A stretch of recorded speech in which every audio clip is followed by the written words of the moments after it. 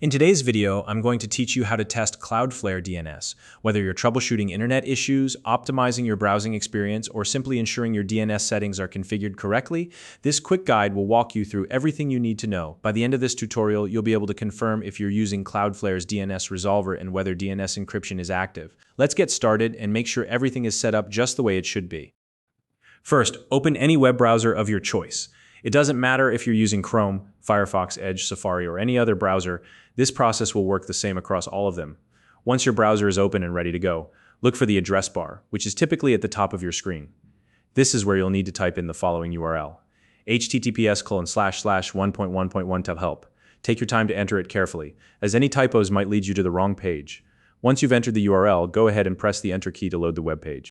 Now, the page that opens is a diagnostic tool specifically designed to help you check your current DNS setup. You'll see a variety of information displayed on the page, and this is where we'll focus our attention. Your first task here is to look for confirmation that you're using Cloudflare's DNS resolver. You'll find this clearly indicated on the page. If you see confirmation that you're using Cloudflare DNS, that's a good sign that things are working as intended.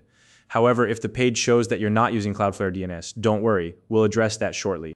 Next, you'll want to check if DNS encryption is active.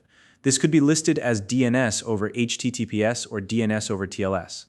DNS encryption is a critical feature because it ensures that your DNS queries are secure and private, protecting your browsing activity from eavesdropping or tampering.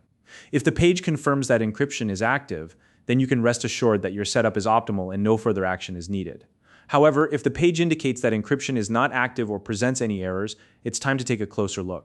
If you notice that you're not using Cloudflare DNS or that DNS encryption isn't active, the issue likely lies in your device or router settings.